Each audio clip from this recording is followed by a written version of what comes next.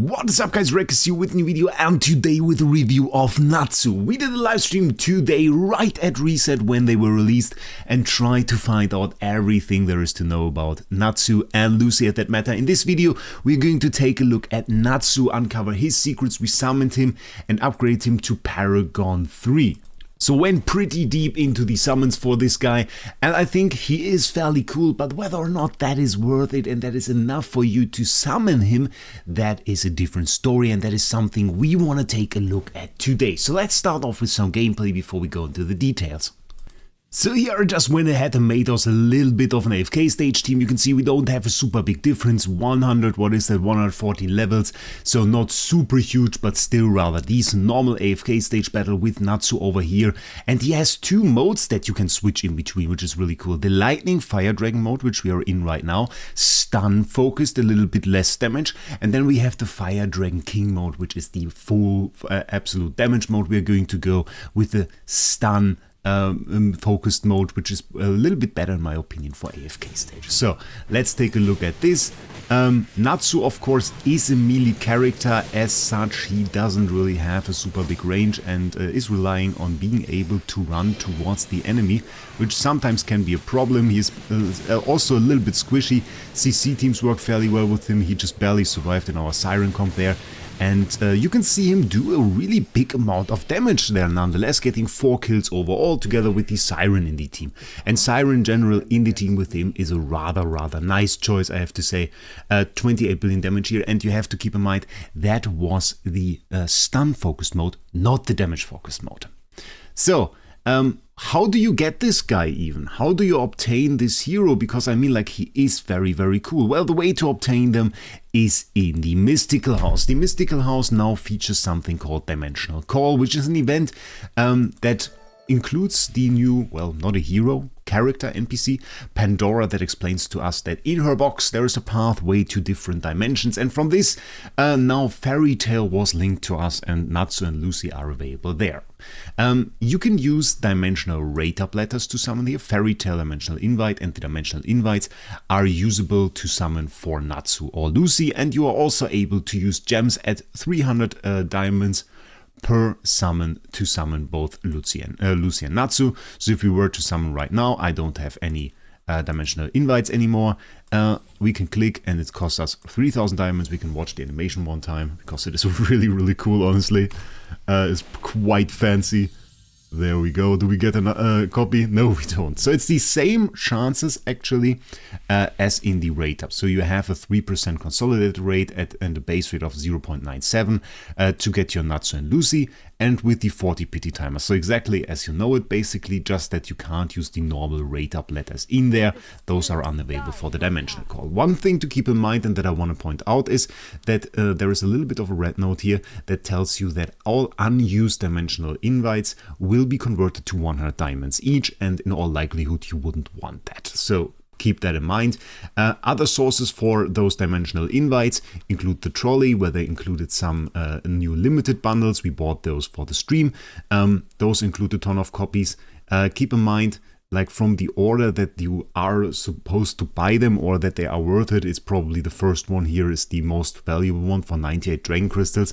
And then we have these 375 ones together with the 500 Dragon Crystal ones with the copies in there, because this is 500 Dragon Crystals, you get a full copy. This is 1000 Dragon Crystals, you get 40 summons. So in theory, this can include more copies, yeah, if you have pretty good RNG, but on average, this will be way better for you. So keep that in mind. If you need Dragon Crystals for that, of course, the sponsor for this video, Lootbar, is linked down in the description. And as you know, Lootbar offers the cheapest Dragon Crystals that you can get. And if you register through my link, you get a 3% discount coupon and an 8% discount coupon you can use on your purchases for everything that you really want. If there is a secret track or if you just need some Dragon Crystals, you can get them there. And also support the channel at the same time. Thanks to everybody in advance. Also, there is a Fairy Tale Ascension calculator that you can use. Avatar has made this one, and you can kind of calculate how many gems and how much spending you need to do to get the 2 new collab heroes at your desired Ascension. So he kind of describes it over here in this Reddit post. I'm going to link down in the description, the different methods to get that classic Gazette purchase for the diamonds. We talked about that in the first preparation video that I made, and he went ahead and like calculated now everything.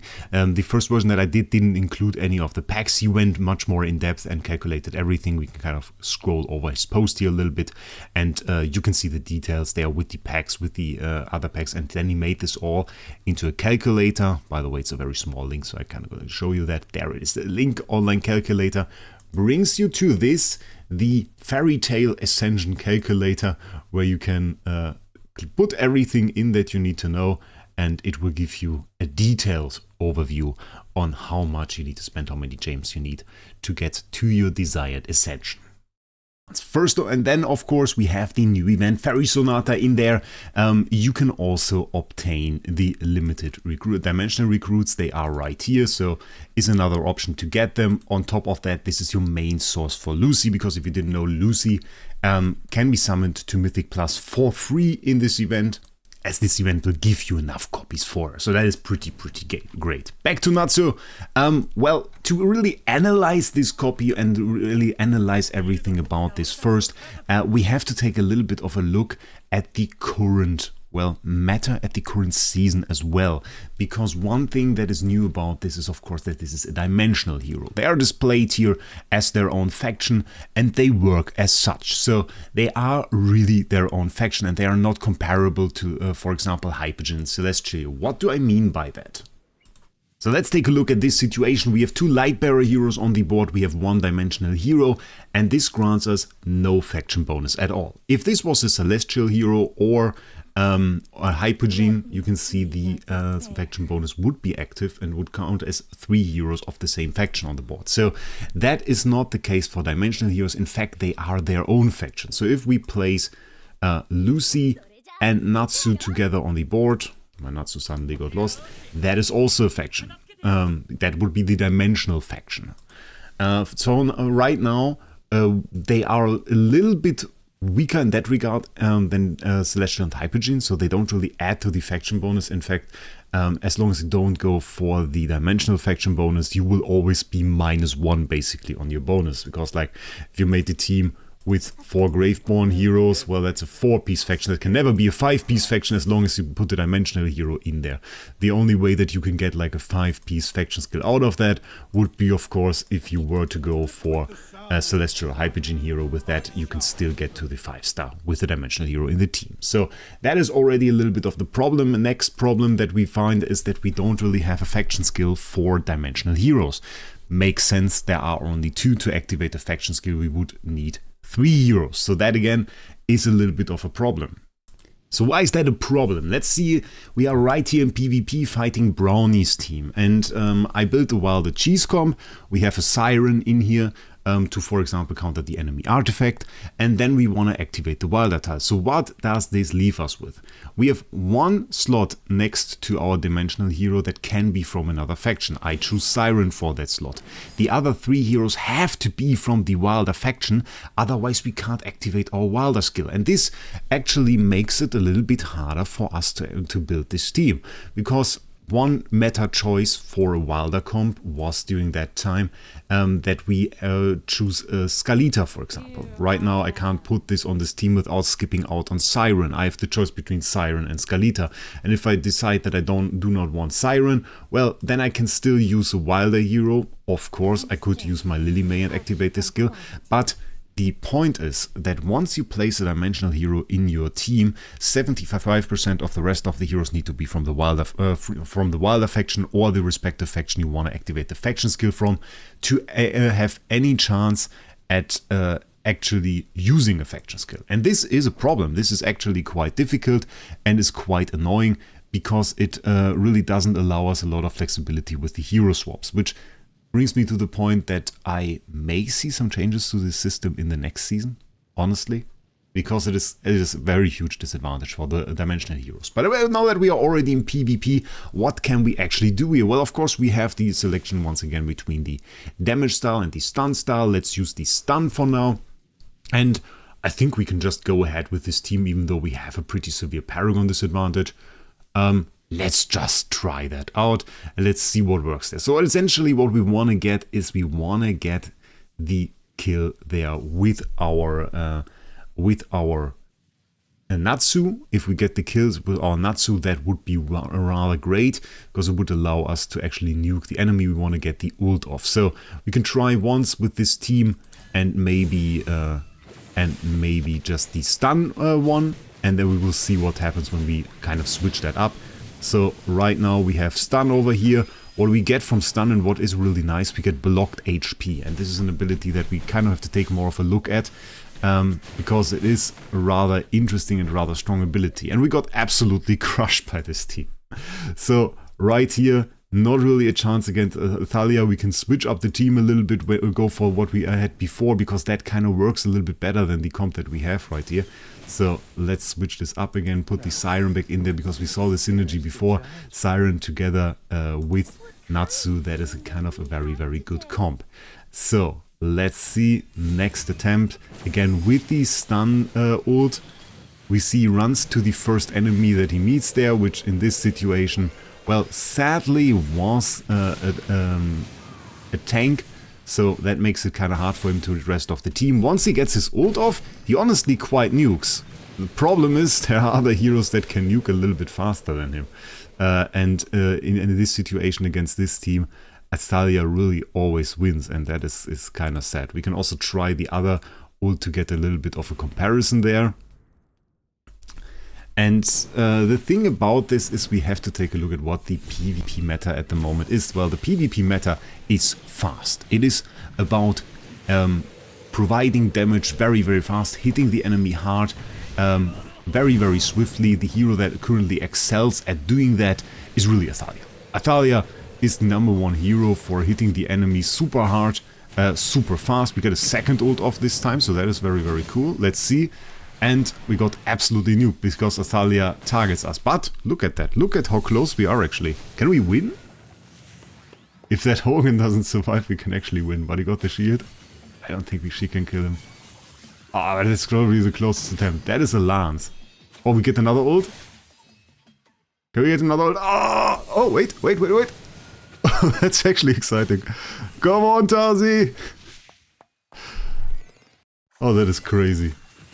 If you were to run like in Athalia... oh, come on! Oh, okay, we didn't make it. If we also had an Athalia in the team, we would have made it. That was actually the closest fight that I've seen so far. You can see the damage output he can do is pretty crazy. Because like to get a Hogan down, that is not easy. And this damage output, that is really the insane part. Yeah, Athalia is about like dealing damage super fast. She can do that the best. He's about dealing a lot of damage. He's about about sustain block. That is mostly his thing. And enemies that are mostly about dealing a lot of damage, those huge ults, the big cannons in PvP, they haven't really done well this season. We see this with Cryonaya, for example. Cryonaya is an absolute monster. It is an ult that when you get this ult off, you essentially win the fight. And as soon as Athalia entered the board, this hero vanished. Why is that the case? Is she bad? No, she's not bad at all. But right now we are in this area where the burst is so strong, where the burst is so fast that slow damage really doesn't take the cake. And then we have cheese mechanics on top of that. We have Wilder cheese. We have the Lightbearer cheese we just saw. That is a team, if you have never seen that, that is a team with Hogan that tanks a tons of damage. That you need basically 3 ults from Natsu there to kill him. And then you have the Athalia Lance that can't die. And you have both of those at the same on the board all the time, and it outlasts the enemy and destroys them with Athalia ults from a dead Athalia, which is absolute, it feels like cheating. It is insane. And in this, Natsu is now thrown. And I mean, his damage isn't really slow. It is a pretty fast ult. It is a little bit untargeted, which is rather annoying. You can often just hit a single Thorin or something because that guy ran forward, the rest of the team behind. He's a little bit stupid. He will just hit that Thorin instead of going to the enemy and really going for the cake there. But once you pull the enemies together and you hit them with the ult, that is really insane. And he has 500 initial energy, so it's also not that bad. But he's squishy, really doesn't have any survivability, gets targeted by Athalia and then absolutely nuked. And in a lot of fights in PvP, it feels like, well, he isn't really up to the task. He's a little bit too squishy. He doesn't really work in this meta. Which meta would he work in? And with that, we can kind of make a bridge over to PvE and talk about one of his abilities. And I think we just take the same team once again. And I want you guys to take a little bit of a look at an ability that he has. And he's now going to move over. We have a lot of feel on the enemy team, which is perfect what we're about to do. We can run with double speed on this. And I want you to take a look at this first ult that he does. And do you see that gray bar there? That is blocked out HP. It gets blocked out by his +10 ability. Every time basically we hit an enemy with a debuff, part of this HP bar gets blocked out. And this works out to that when there is a really tanky enemy and an enemy that heals a lot, that we can block like 70% of their HP bar. And that is insane. If you have an enemy that heals a lot, 70% of their HP bar becomes inaccessible actually. And that doesn't go back again. That is just HP that is gone. So now they have a super limited HP pool and become vulnerable to execute effects of like a Siren, of like an Odie, and this can very, very quickly be absolutely insane to them. Or to concentrate a damage burst, which for example Natsu has. He does an ult. His ult is a flame strike, hits the enemy and burns them for a bit of HP, does a ton of damage within the time, then stops. And you can cut like chunks of the HP of the enemy out by just doing that. And this is also, in my opinion, by the way, and let's maybe take a look at this ability on the character itself, the strongest PvE ability that this guy has. The HP block is really the strongest ability. It's not about the damage for this guy, even though that is your initial impression when you see this 1400% and 2400%. Then you think that. But really, this ability, while enemies are in any debuff inflicted by Natsu, their max HP drops by 20% of Natsu's attack every 0.5 seconds. That is the strongest thing. The Mythic Plus in general is the strongest thing that you have and that you have to defeat enemies, because you can limit this HP pool so much. And I can see him work even in high deficit with that. I can see that being a thing. And the main thing that I really see and that I can see working in the future is if we get a sustain meta. A meta where it is really tough to kill an enemy, where it is not just done with Atalia throwing like one big ult on them. If we get something like this, where you struggle to get through the enemy, in such a situation, an ult like the one of Natsu is a monster. Is an absolute monster. Because if you get hit in a sustain meta by an ult that just cuts 30% out of your HP pool away forever, it's just gone, and then this hero can super quickly do that again, then this is absolutely insane. And this kind of plays into the way that AFK Journey in general plans the dimensional heroes. He's not great right now. Let's say it like it is. He's not great right now. If you have 100,000 gems, I wouldn't say, oh, summon Natsu. I can't say that at the moment. He didn't make it into the Dream Realm meta. I saw no Dream Realm team with him working, and maybe we show that before we really go over that part. Saw no Dream Realm team with him working. The Dream Realm team that we tried, we had like, look at that, we had 142 billion over here with the Harak team, and then the teams that we tried with him, 99 billion, 104. So really nothing too fancy. And AFK stages is cool, but you don't need him there. PvP, he doesn't work. So why? How can I recommend him? I can't recommend him. But the thing is, there's a little bit of FOMO involved here. The FOMO of once you have decided to not summon him and this event ends, it becomes a little bit tougher to actually get him.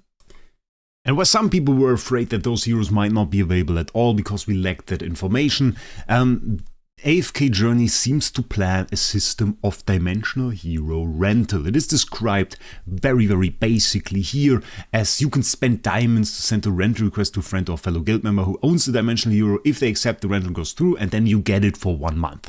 You get the base form though, so you get like an epic version of this hero, and then you have to upgrade that hero, and once your rental runs out, then you have to rent it again, and the hero is locked in the meantime. Once you rent it again, you get it again as the upgraded stage. And apparently the upgrading will work in a way that you can buy the sigils to upgrade this hero 4 diamonds. To really have permanent access to the hero, you have to own it.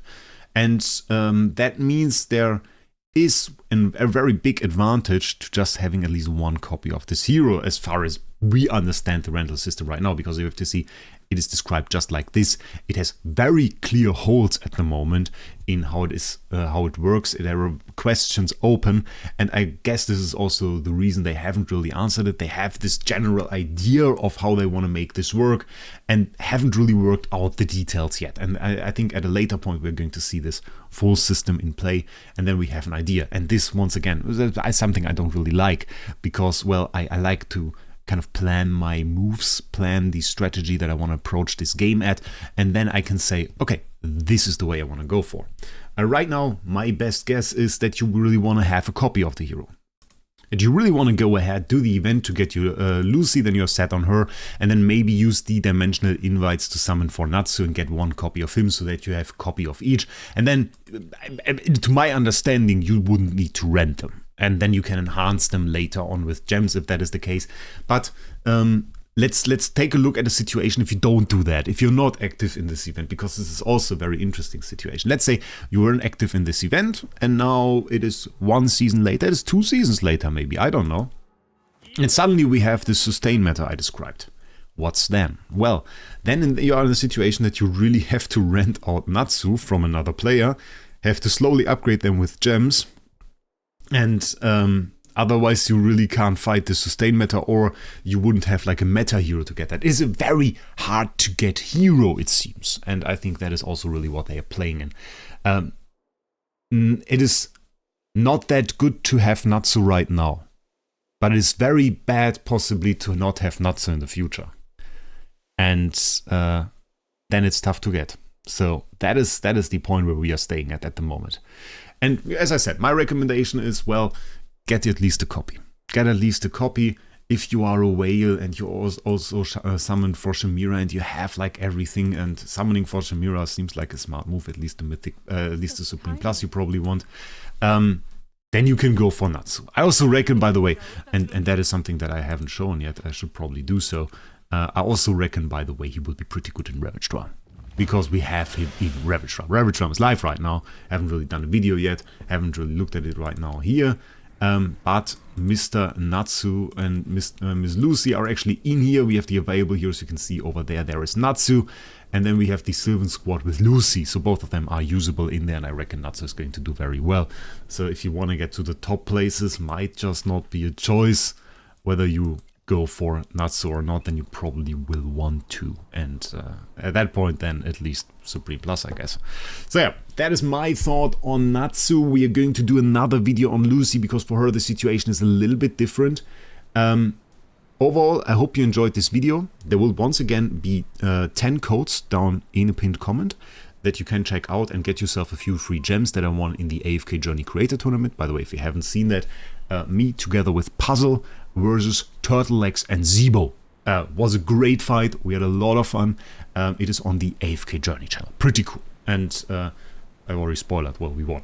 That is something. Make sure you subscribe to the channel, check out Lootbar, and with that I wish you a great day. We'll see us in the next one.